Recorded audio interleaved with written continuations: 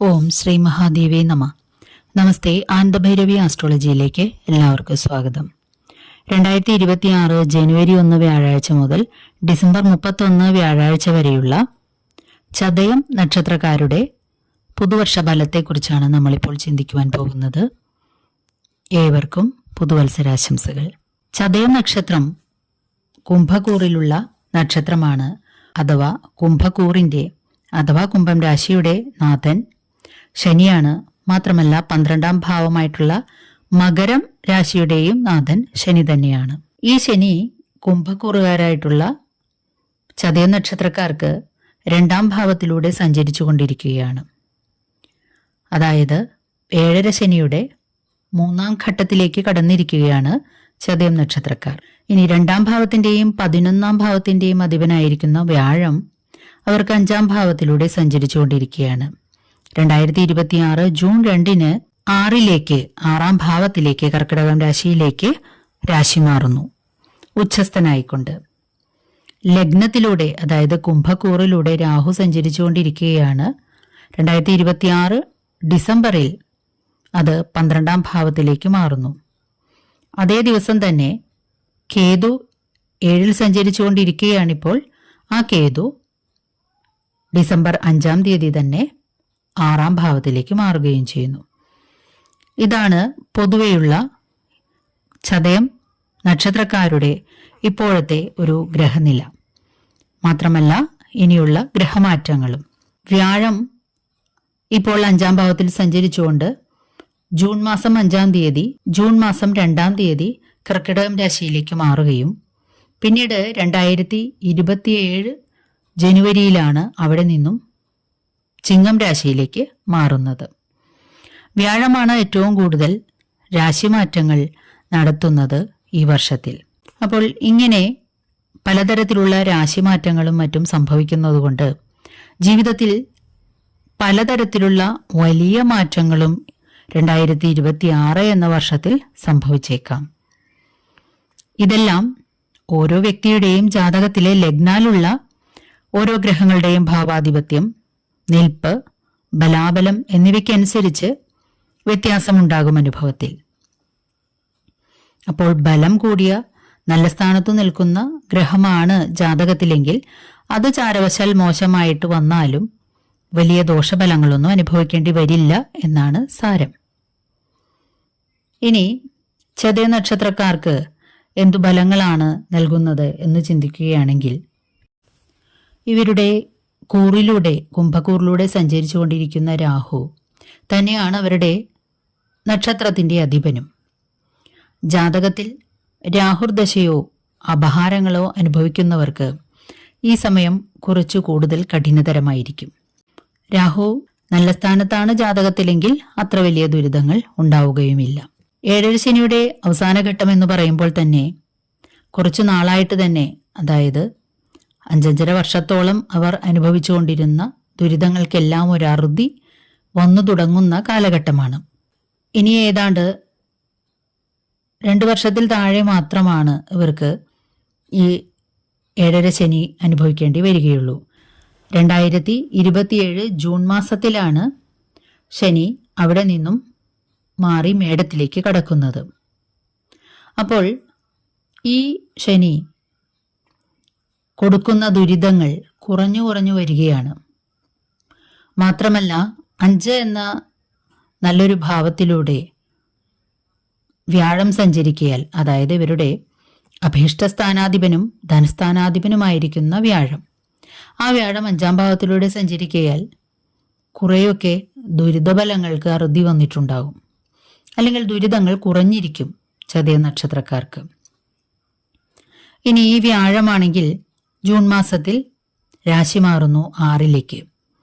അപ്പോഴും ഇവർക്ക് വലിയ ബുദ്ധിമുട്ടുകളൊന്നും അനുഭവപ്പെടുകയില്ല. കാരണം കർക്കിടകം രാശിയിൽ ഉച്ചനായിട്ട് സഞ്ചരിക്കുന്ന വ്യാഴം, അതായത് ഏറ്റവും ബലവാനായിട്ട് സഞ്ചരിക്കുന്ന വ്യാഴം, അതിൻ്റെ 9ാം ദൃഷ്ടി കൊണ്ട് ചതയം നക്ഷത്രക്കാരുടെ 2ാം ഭാവത്തിലൂടെ സഞ്ചരിക്കുന്ന ആ ശനിയെ ദൃഷ്ടി ചെയ്യുന്നു. അപ്പോഴും ശനി തരുന്ന ദുരിതങ്ങളെ നിർവീര്യമാക്കുവാനുള്ള കഴിവ് വ്യാഴത്തിനുണ്ട്. അതുകൊണ്ട് തന്നെ ഫലത്തിൽ ചെറിയ ബുദ്ധിമുട്ടുകളൊക്കെ ഈ 7 ശനിയുടെ 3-ാം ഘട്ടത്തിലൂടെ സഞ്ചരിക്കുന്ന, അതായത് ചതയ നക്ഷത്രക്കാരുടെ 2-ാം ഭാവത്തിലൂടെ സഞ്ചരിക്കുന്ന ശനി ചെയ്യുമെങ്കിലും വ്യാഴമുള്ളതുകൊണ്ട് അവർക്ക് ആടിയിലഞ്ഞാണെങ്കിലും സഞ്ചരിക്കുവാൻ സാധിക്കും, താഴെ വീണു പോകില്ല. ധനസ്ഥാനത്തിലൂടെ ഈ ശനി സഞ്ചരിക്കയാൽ ചെറിയ ധനനഷ്ടങ്ങളോ അല്ലെങ്കിൽ കിട്ടാനുള്ള പണം, സ്വർണം, പണമെന്ന് പറയുമ്പോൾ അത് സാലറി ഇൻക്രിമെന്റ്സ് ആവാം, കടം കൊടുത്ത പണമോ സ്വർണമോ മറ്റുമാകാം, അല്ലെങ്കിൽ നിങ്ങൾക്ക് കിട്ടാനിരുന്ന ഏതൊരു തരത്തിലുള്ള സാമ്പത്തികമായിട്ടുള്ള സഹായങ്ങളും, അത് അർഹതപ്പെട്ടതായാലും ഭാഗ്യം കൊണ്ട് കിട്ടാനിരുന്നതായാലും കുടുംബ സ്വത്ത് ഭാഗം വെച്ച് കിട്ടാനിരുന്നതായാലും ഈ വക ഏതൊരു തരത്തിലുള്ളതായാലും നീണ്ടുപോയേക്കാനിടയുണ്ട്. അതൊരിക്കലും നിങ്ങൾക്ക് കിട്ടാതിരിക്കയില്ല. പക്ഷെ ശനി തൻ്റെ സ്വതസിദ്ധമായിട്ടുള്ള വൈകിപ്പിക്കൽ എന്നുള്ളൊരു സ്വഭാവമാണ് ഇവിടെ കാണിക്കുക. അതുപോലെ വിദേശയാത്രകൾ, അത് ഉപരിപഠനത്തിനായാലും ബിസിനസ് അല്ലെങ്കിൽ ജോലി കാര്യങ്ങൾക്കായാലും ചിലപ്പോൾ നീണ്ടുപോയേക്കാനിടയുണ്ട്.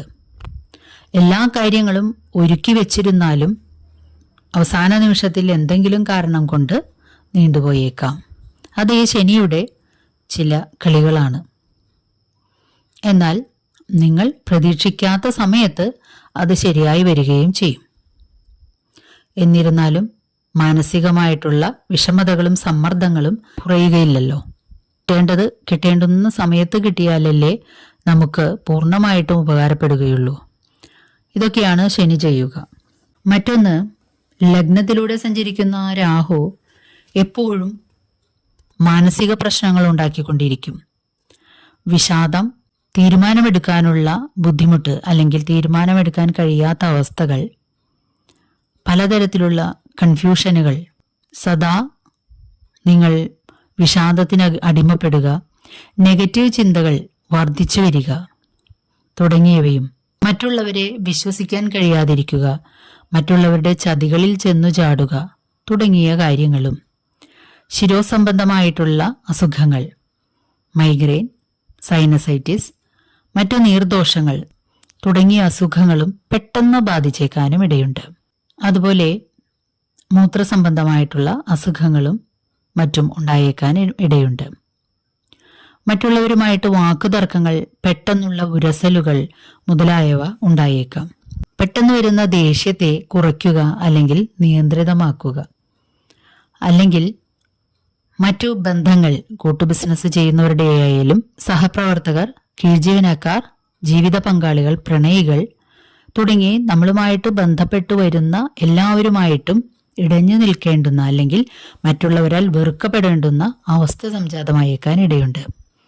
മറ്റൊരു കാര്യം, പെട്ടെന്ന് വിവാദങ്ങളിൽ ചെന്ന് ചാടിയേക്കാൻ ഇടയുണ്ട്.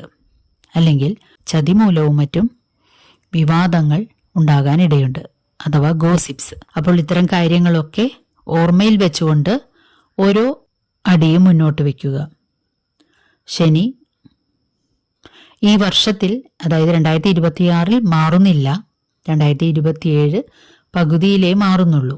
രാഹുകേതുക്കൾ ഡിസംബർ മാസത്തിൽ മാറുന്നുണ്ട്.